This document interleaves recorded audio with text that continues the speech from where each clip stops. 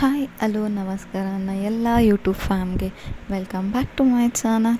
ನಾನಿವತ್ತು ಶೇರ್ ಮಾಡ್ತಾ ಇರೋದು ಒಂದು ಸಿಂಪಲ್ಲಾಗಿ ನಾನು ಮಾಡೋ ಸ್ಟೈಲಲ್ಲಿ ಹೇಗೆ ಮಾಡೋದು ಅಂತ ಜೀರಾ ರೈಸ್ ಮತ್ತು ದಾಲ್ನ ತೋರಿಸ್ಕೊಡ್ತಾ ಇದ್ದೀನಿ. ನಾನು ಮಾಡೋ ಒನ್ ಆಫ್ ದ ವೆರೈಟಿ.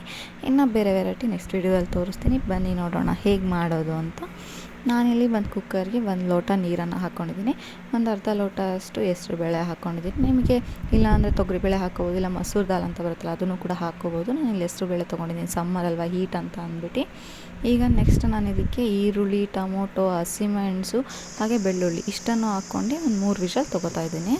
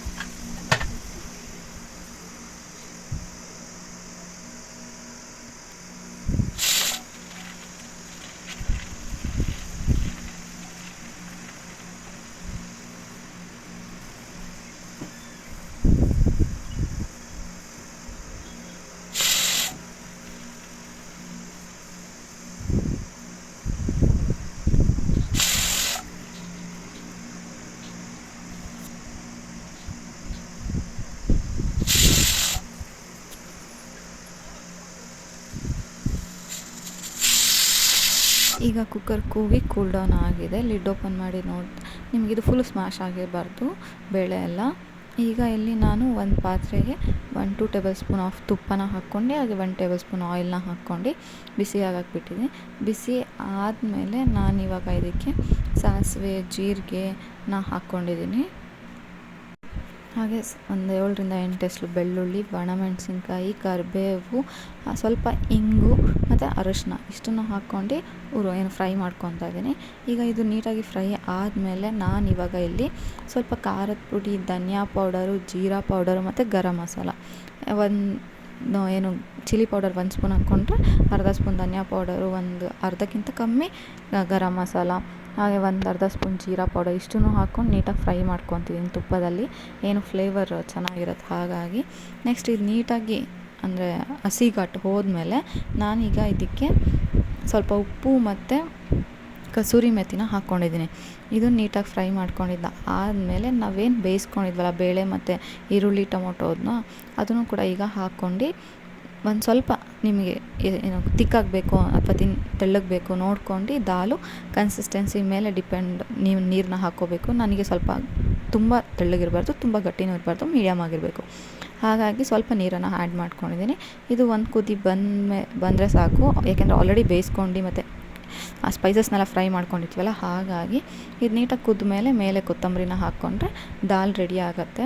ಇದು ನೀವು ರೈಸ್ ಜೊತೆ ಕೂಡ ತಿನ್ಬೋದು, ತುಂಬ ಚೆನ್ನಾಗಿರುತ್ತೆ. ಹಾಗೆ ಜೀರಾ ರೈಸ್ಗಂತೂ ಒಳ್ಳೆ ಕಾಂಬಿನೇಷನು. ದಾಲ್ ರೆಡಿಯಾಗಿದೆ. ಈಗ ಜೀರಾ ರೈಸ್ ಮಾಡೋದು ಹೇಗೆ ಅಂತ ನೋಡೋಣ ಬನ್ನಿ. ಜೀರಾ ರೈಸ್ ಸಖತ್ ಈಸಿ ನಾನು ಮಾಡೋದು.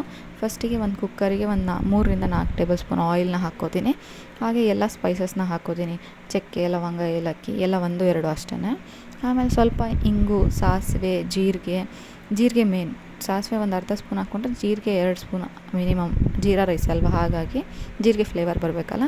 ನೆಕ್ಸ್ಟ್ ಇದಕ್ಕೆ ಸ್ವಲ್ಪ ಕರಿಬೇವಿನ ಸೊಪ್ಪು, ಹಾಗೆ ಖಾರಕ್ಕೆ ನಿಮಗೆ ಎಷ್ಟು ಬೇಕೋ ಅಷ್ಟು ಹಸಿಮೆಣಸನ್ನ ಹಾಕ್ಕೋಬೇಕು. ಹಸಿಮೆಣಸು ಹಾಕ್ಕೊಂಡಾದ್ಮೇಲೆ ನಾನು ರೈಸ್ನ ಹಾಕ್ಕೋತೀನಿ.